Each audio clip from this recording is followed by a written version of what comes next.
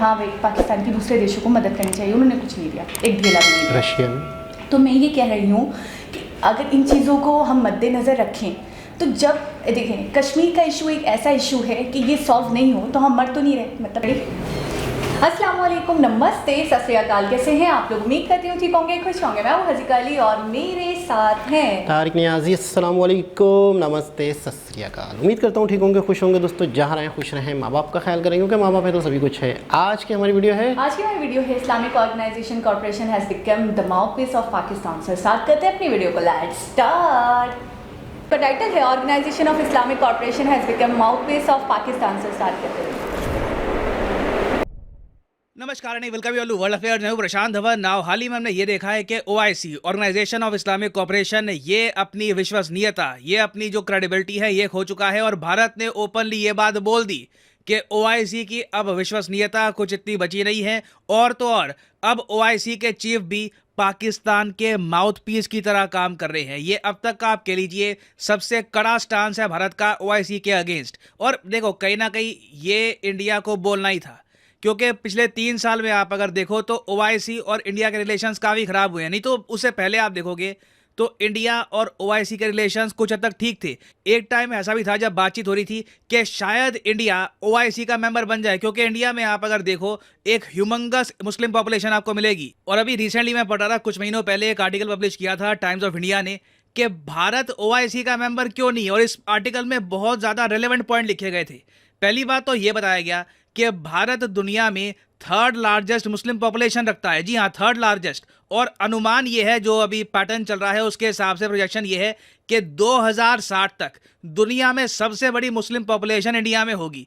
तो जिस कंट्री में दुनिया की सबसे बड़ी मुस्लिम पॉपुलेशन होने वाली है आने वाले कुछ दशकों में, वही कंट्री ओआईसी का मेंबर तक नहीं है। आप खुद ही सोचकर देखिए कितनी अजीब बात है। मगर ऑब्वियसली इसका ब्लेम जाता है पाकिस्तान को। पाकिस्तान ने हमेशा पहले तो इंडिया की यहाँ पर एंट्री बैन करी और फिर कश्मीर का मुद्दा यहाँ पर इतना रेस किया कि अब मोस्ट रिसेंटली जो ओआईसी के नए सेक्रेटरी जनरल है, मतलब आप कह लीजिए ओआईसी के नए चीफ हैं, इन्होंने एक बहुत ही ज्यादा प्रो पाकिस्तान स्टांस ले लिया। और उसके जवाब में इंडिया को यह कहना पड़ा कि पहली बात तो ओआईसी की क्रेडिबिलिटी अब कुछ बची नहीं है। ओआईसी अपने आप में कम्युनल बन चुका है। और आगे ये भी लिखा है, it's secretary general has unfortunately become a mouthpiece of Pakistan. India ने शायद इंटरनेशनल स्टेज पर किसी भी संगठन की ऐसी आलोचना नहीं करी होगी जैसे इंडिया ने ओआईसी की आलोचना करी है। नाउ इस वीडियो में हम बात करेंगे कि हाल ही में ओआईसी के जो नए चीफ बने हैं चैड से, इन्होंने क्या कहा है और कश्मीर में किस तरीके से इन्होंने विजिट करके इंडिया को प्रवोक किया। अब पहली बात तो यहाँ पर यह जान लो कि ओआईसी के जो नए चीफ हैं ये कहाँ से हैं। ये हैं चैड देश से, जो आपको मिलेगा अफ्रीका में। यहाँ पे आप देख पाओगे इनका नाम हिसैन इब्राहिम ताहा। और ओआईसी के चीफ ने रिसेंटली क्या किया, ये निकले सऊदी अरेबिया में जो जड़ा शहर है वहां पर ओआईसी का जो हेडक्वार्टर्स है वहां से निकले फ्लाइट से, सीधा पहुंचे पाकिस्तान में। अब पाकिस्तान को विजिट किया, ठीक था। अब पाकिस्तान में विजिट करने के बाद सीधा ये पहुंच गए पाकिस्तान ऑक्यूपाइड कश्मीर में। और वहां पे जाकर बहुत ही बड़ी स्टेटमेंट दे दी। ये कह दिया कि ओआईसी ना एक प्लान पे काम कर रहा है, एक स्पेशल प्लान बना रहा है ओआईसी, जिसके अंडर कश्मीर का सॉल्यूशन ये लोग खुद निकालेंगे। और अगर आप सोच रहे हैं अच्छा ये वही कोई बातचीत होगी, नहीं, ओआईसी इसको लेकर काफी सीरियस है। और ओआईसी के चीफ ने यह कहा है कि ये कोशिश करेंगे कि पहले जो मेंबर कंट्रीज हैं उनसे एक मैंडेट निकालें, मतलब कि आप कह लीजिए वोटिंग करवाएंगे या फिर उनसे उनका जो ओपिनियन है ये पूछेंगे कि क्या सब ओआईसी कंट्रीज को, 57 इस्लामिक जो कंट्रीज हैं ओआईसी की, क्या इन सब को ये कहना चाहिए इंडिया पाकिस्तान को कि हम लोग आपके बिहाफ पर कश्मीर का जो सोल्यूशन है ये निकालना चाहते हैं। और ये काम ओआईसी के लिए आसान नहीं होगा, क्योंकि ओआईसी के मेंबर कंट्रीज में कई देश हैं जो मानते हैं कि कश्मीर इशू रिजॉल्व होना चाहिए शिमला डिक्लेरेशन के हिसाब से। इंडिया पाकिस्तान मिलकर बायलैटरल तरीके से कश्मीर का इशू रिजॉल्व करेंगे। और ये ओपिनियन रखने वाले देशों का जो नंबर है ओआईसी में ये बढ़ता जा रहा है। आज के समय Maldives, Bangladesh, even central Asian देश जैसे कि कजाकिस्तान, किर्गिस्तान, ये सब कह चुके हैं कि ओआईसी को डायरेक्टली इन्वॉल्व नहीं होना चाहिए कश्मीर के इशू में। और ये बात ओआईसी के चीफ को भी माननी पड़ी कि इनके ग्रुप के जो मेंबर है बहुत सारे, इनका ओपिनियन खुद काफी डिफरेंट है कश्मीर को लेकर। और इसके रिस्पॉन्स में ओआईसी के चीफ ने यह भी कहा कि देखिए ओआईसी अपने आप में ग्रुप है, मगर मेंबर कंट्रीज की खुद की फॉरेन पॉलिसी भी हो सकती है। तो इवन दो अभी तक ओआईसी के मेंबर्स के बीच में कोई कंसेंसस डेवलप हुआ नहीं है, तब भी आप कह लीजिए पाकिस्तान बहुत खुश है कि एटलीस्ट ओआईसी के चीफ ने यही कह दिया कि कश्मीर का सोल्यूशन निकालेगा ओआईसी। ये स्टेटमेंट बहुत बड़ी है अपने आप में। और यहाँ पे आप देख पाओगे इन लोगों ने ये ऐसी जो वीडियोस है ये भी पोस्ट करनी स्टार्ट कर दी कि जी हमने ये कश्मीर का इशू रेज किया यूएन में काफ़ी बार और अब ओआईसी भी हमारी हेल्प करेगा और धीरे धीरे पाकिस्तान को सपोर्ट मिल रहा है। तो चाहे ग्राउंड रियलिटी कुछ और हो, मगर एटलीस्ट हेडलाइंस में पाकिस्तान को कुछ ना कुछ हेल्प मिल जाती है ओआईसी के चीफ की स्टेटमेंट से। और आने वाले समय में देखो पाकिस्तान और बहुत सारे कंट्रोवर्शियल टॉपिक्स को ओआईसी के जरिए रेज करने वाला है। इन्होंने इसका ग्राउंड वर्क तैयार कर दिया है। जहां तक मैं पढ़ पा रहा हूं, पाकिस्तान ने ओआईसी पर मुद्दा रखा है कि इंडिया में जो मुस्लिम हेरिटेज है इसको बचाना होगा। पहले तो पाकिस्तान ने ये इशू रेज किया कि ओआईसी कंट्रीज को इंडिया पे डालना चाहिए प्रेशर कि जो बाबरी मॉस्क है ये अपनी ओरिजिनल लोकेशन पे वापस रीबिल्ड किया जाए। ये जो इशू है ये पाकिस्तान इन द फ्यूचर काफ़ी अग्रेसिवली रेज करने वाला है। उसके अलावा हाल ही में आपने देखा होगा कि पाकिस्तान ब्लाइंड क्रिकेट की जो टीम थी ये इंडिया में नहीं आ पाई वीज़ा इश्यूज की वजह से। इंडिया आपको पता होगा होस्ट कंट्री है ब्लाइंड क्रिकेट वर्ल्ड कप का, तो उसमें पाकिस्तान को भी पार्टिसिपेट करना था, मगर because of diplomatic reasons Pakistan blind cricket team को वीज़ा इशू हुआ नहीं है। उसके अलावा हाल ही में आपको बताओगा कि भारत के विदेश मंत्री डॉक्टर एस जयशंकर साहब ने यह भी कहा है कि अभी के लिए India Pakistan cricket bilateral cricket के बारे में कोई नहीं सोच रहा।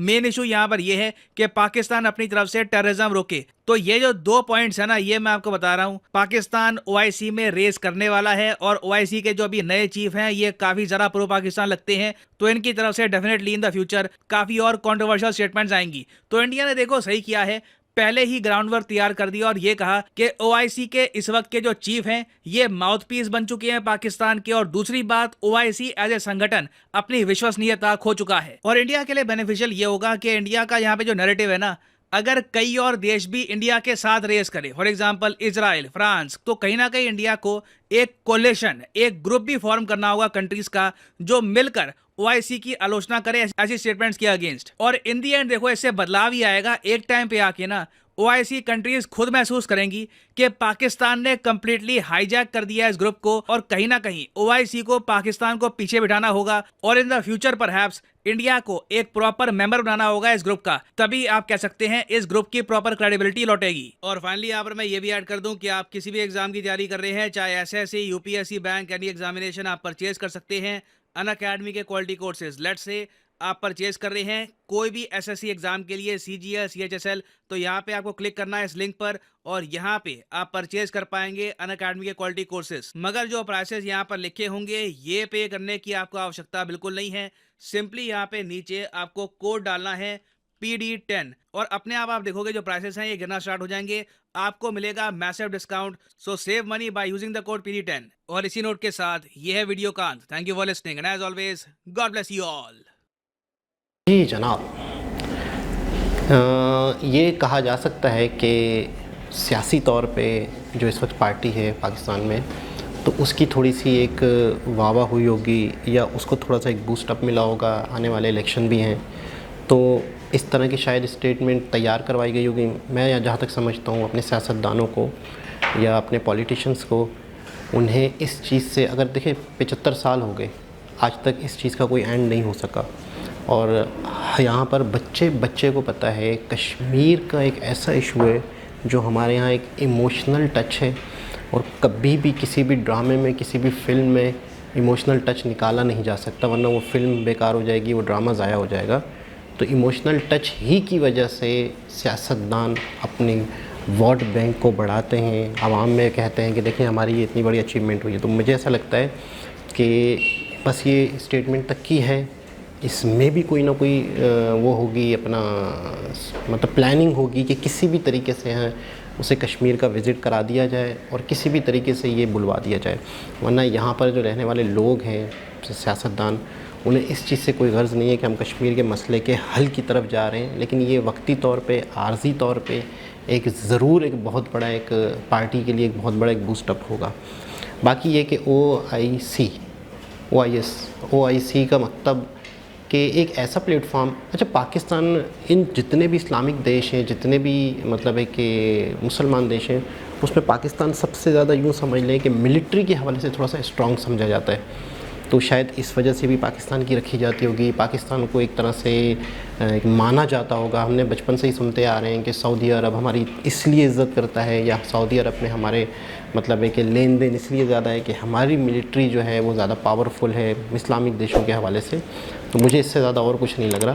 बाकी ये कि ना ही हमारी फ़ॉरेन पॉलिसी इतनी ज़बरदस्त चल रही है, इतने बड़े बड़े मतलब है कि एक बूस्टअप मिले, या इतने बड़े बड़े एक तरह से संगे मील अबूर कर सके, क्योंकि बिलावल भुट्टो जरदारी जो हैं उनका कोई इस मामले में एक्सपीरियंस नहीं है। तो मुझे सिर्फ ये लगता है कि आने वाले इलेक्शन के लिए थोड़ा सा माहौल को साजगार किया जा रहा है। मुझे सिर्फ ये लग रहा है बस।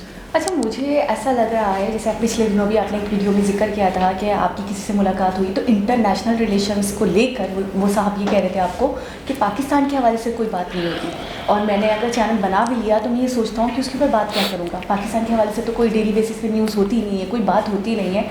तो मैं इस चीज़ को अगर मद्देनज़र रखूँ तो मैं ये सोच रही हूँ कि शायद पाकिस्तान का जब इतना बड़ा रोल नहीं है दुनिया में, तो फिर OIC जैसा इतना बड़ा ग्रुप जो इस्लामिक देशों का ग्रुप है, तो वो पाकिस्तान का माउथपीस क्यों बन रहा है? तो काबिल गौर बात यह है कि इसके पीछे कोई ना कोई रीज़न है। अच्छा, वो रीज़न क्या है ना वो मैं जानती हूँ ना वो आप जानते हैं, लेकिन यकीनन इसके पीछे कोई ना कोई एडवांटेज है, कोई ना कोई बेनिफिट है। क्योंकि आपने देखा, आप लोगों ने भी देखा कि जब सैलाब आया था और सैलाब ज़दगान की जो हालात थे, और उस वक्त जब पाकिस्तान हर किसी से फ़ंड मांग रहा था और आज भी मांग रहा है, तो हर किसी ने हाथ उठा दिए थे, चाहे वो हमारे बरादरान कंट्रीज़ हों, चाहे वो हमारे दोस्त कंट्रीज़ हों, चाहे वो नाम नहाद हमारे पड़ोसी कंट्रीज़ हों।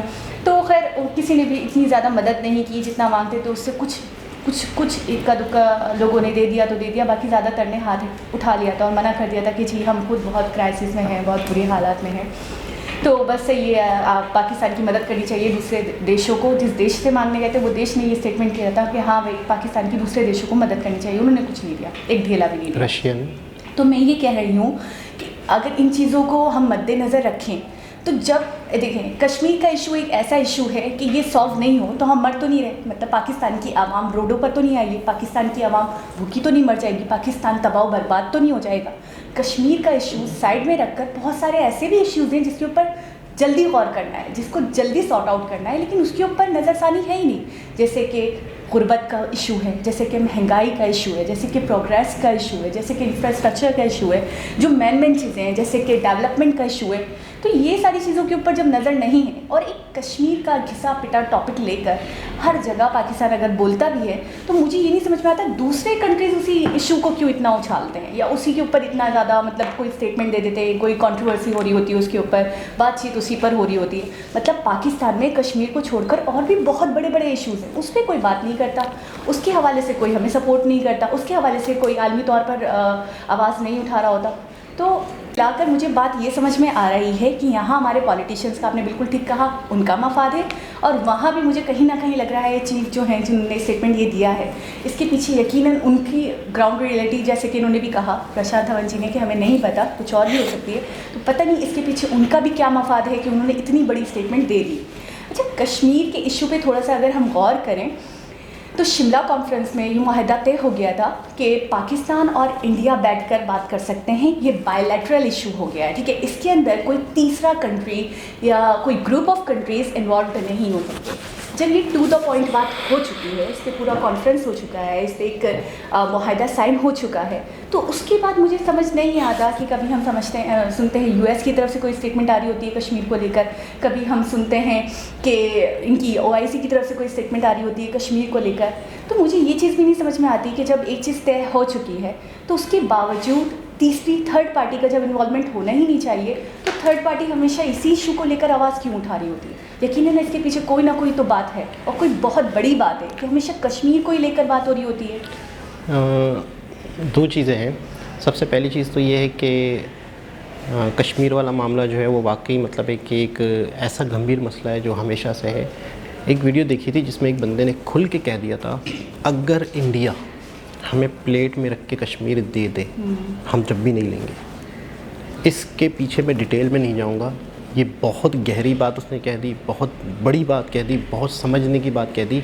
अगर इंडिया ने किसी दिन कह दिया ठीक है यार हम कश्मीर आपको प्लेट में रख के दे देते हैं, ले लो, लेकिन उसके बावजूद भी हम मसले मसाइल लेकर चलेंगे उनके साथ, नहीं मतलब हम ले दुश्मनियाँ हैं वो तो ये कहना चाह रहे थे कि दुश्मनी नहीं खत्म, हम लेंगे नहीं। हाँ। अच्छा भाई, अब दूसरी मैं मिसाल देता हूँ, उसकी भी बैक पे आप खुद ही चले जाएंगे एक दुकानदार होता है, अपनी क्वालिटी को बेहतर बनाता है, या कोई पार्टी होती है अपने आप को बेहतर बनाती है, वोट बैंक बनता है। दूसरी पार्टी ऐसी होती है जो अपना बैंक बैलेंस इतना बनाता है कि हर चीज़ पैसे से खरीदते। दो इशू है। एक पब्लिसिटी पे बहुत ज़्यादा लगाओ, हर चीज़ को ख़रीद लो, हर बंदे को ख़रीद लो, हर चीज़, इतना पैसा हो आपके पास, इतना पैसा हो 2 नंबर का कि आप हर चीज़ कर सकते हो। तो मुझे ऐसा लगता है कि शायद हमारे यहाँ पार्टियों के पास दिखाने को तो कुछ नहीं है, और आवाम को उन्होंने चुप कराना नहीं है। आवाम जो मर रही है, जो भी आवाम, जो उनसे कोई फ़र्क नहीं पड़ता। इन्होंने इतना पैसा बना लिया है कि कुछ दिन पहले मरीम नवाज़ की जो चप्पलों के हवाले से आया था 8 से 10 लाख की चप्पल, कल परसों से मैं देख रहा हूँ कि बिलावल के बारे में ये वायरल हो रहा है कि 4 लाख के चप्पल पहने हुए एक शख्स। इतना तपा हुआ एंकर, इतना तपा हुआ कह रहा है ये चप्पल उन्होंने नहीं पहनी हुई, आवाम के मुंह पे मारी हुई ये चप्पल है, ये हमारे खून पसीने के पैसे हैं, जिस तरीके से उन्होंने हमें लूटा है, ये चप्पलें मारी गई हैं, ये चप्पलें हमारे मुंह पे पड़ी हैं। तो ये वो लोग हैं कि जो कुछ भी कर सकते हैं पैसों से, पैसों के बलबूते पर अपनी गुडविल, अपनी एक तरह से सॉफ्ट पावर या अपनी एक अच्छाइयाँ ख़रीद सकते हैं। इनके पास इतना पैसा है। ये दोनों बातों की मज़ीद गहराई आप खुद अंदाज़ा लगा लेंगे कि क्या हो सकती है, इतना पैसा है। अच्छा, एस डी शंकर जी जो हैं वो मैंने देखा है बड़ा टू द पॉइंट बात करते हैं, वो चीज़ों को घुमाना फिराना पसंद नहीं करते। तो उन्होंने ये स्टेटमेंट सुनने के साथ ही बोल दिया कि वो मतलब OIC माउथपीस बन चुका है पाकिस्तान का।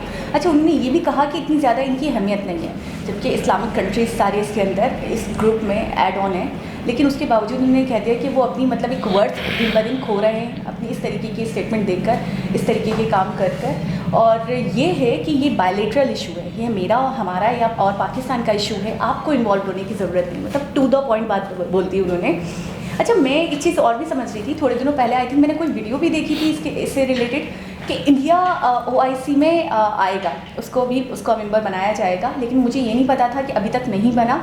आज मुझे क्लियर हुआ कि बातचीत हुई थी शायद, लेकिन उसके बाद बिल्कुल मामला ठंडा हो गया और अब तक नहीं बनाया गया। अच्छा, इंडिया की पॉपुलेशन के हवाले से अगर हम बात करें तो मुस्लिम कम्युनिटी बहुत ज़्यादा है वहाँ पे, 3rd लार्जेस्ट मुस्लिम कंट्री है वो, लेकिन उसके बावजूद भी OIC का मेंबर नहीं है। और इसके पीछे वो कह रहे हैं रीज़न पाकिस्तान ही है, पाकिस्तान हमेशा रेस करता रहता है कोई ना कोई इशू। अच्छा, अभी भी ये कह रहे हैं क्रिकेट टीम के हवाले से कि ये इशू जब ठंडा होगा या इस इशू के बाद OIC में वो 2-3 इश्यूज़ और भी रेज़ करेंगे। एक क्रिकेट टीम के हवाले से भी इशू है कि ब्लाइंड क्रिकेट टीम थी, वो जाने वाली थी, लेकिन उनको वीज़ा इशू नहीं किया गया इंडिया की तरफ से, तो ये इशू वो उठाएंगे कि जी हमारे साथ गलत हुआ है, हमारे साथ ज़्यादती होती है हमेशा। अच्छा, ये चीज़ बिल्कुल मुझे ठीक लग रही है, और जिसने भी कहा है बिल्कुल ऑथेंटिक है, इसमें कोई दो राय नहीं है कि कुछ ना कुछ लेकर हमेशा कॉन्स्पायरेसी होती रहती है इंडिया को लेकर या पाकिस्तान को लेकर। मैं अक्सर देखती हूँ ये 2 देश वाहिद देश हैं वर्ल्ड के, मैं बिल्कुल सही कह रही हूँ कि हर वक्त कोई ना कोई झड़पे, कोई ना कोई फाइट, कोई ना कोई मुद्दा, कोई ना कोई स्ट्राइक, कोई ना कोई इशू, कभी कश्मीर का, कभी टेररिज्म का, कभी इसका, कभी उसका। मैंने कभी भी कालनेस, सुकून, अमन व अमान नहीं देखा। ये 2 देश ऐसे हैं कि मैं बचपन से बस कोई ना कोई इशू सुन रही हूँ। आज ऐसा हो गया, इंडिया की तरफ से ये स्टेटमेंट आ गई, पाकिस्तान की तरफ से ये स्टेटमेंट आ गई।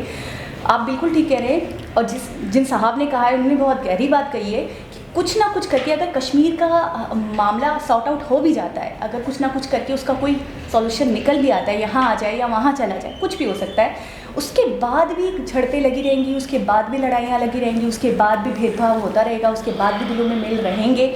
ये तो मुझे ऐसा लगता है इंडिया और पाकिस्तान का एक ऐसा इशू है, आपस में ये 2 देश ऐसे हो गए हैं कि शायद ये लड़े नहीं तो इनको सुकून नहीं होगा। मुझे तो कुछ ऐसा लगने लग गया है, शायद हमारे पॉलिटिशियंस ने इस हद तक हमारे दिमागों को चेंज कर दिया है या इस हद तक सियासत कर ली है इंडिया को लेकर कि शायद अगर इंडिया को निकाल दिया जाए सियासत से तो उनको लगता है सियासत बचेगी नहीं, हम कमाएंगे कैसे, हम खाएंगे कैसे।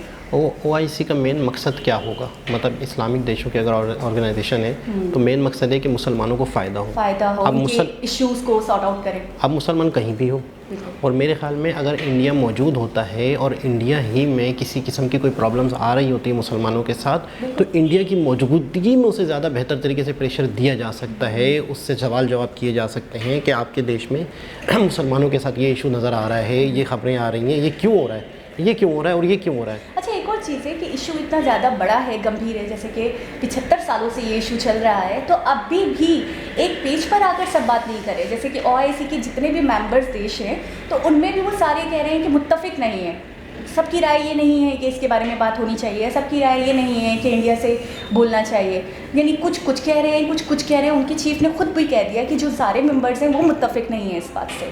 तो वही वाली बात है कि जब एक डिक्लेरेशन साइन हो गई कि इस मुद्दे को हमने बैठ के ही हल करना है खुद ही दोनों फरीकों ने, तो फिर इस वजह से भी पूरी दुनिया शायद इस पर इतना नहीं बोलती। तो एक बहुत ज़बरदस्त लेटेस्ट वीडियो थी। दोबारा किसी और सबसे मुलाकात होगी, जब तक के लिए अल्लाह हाफिज़।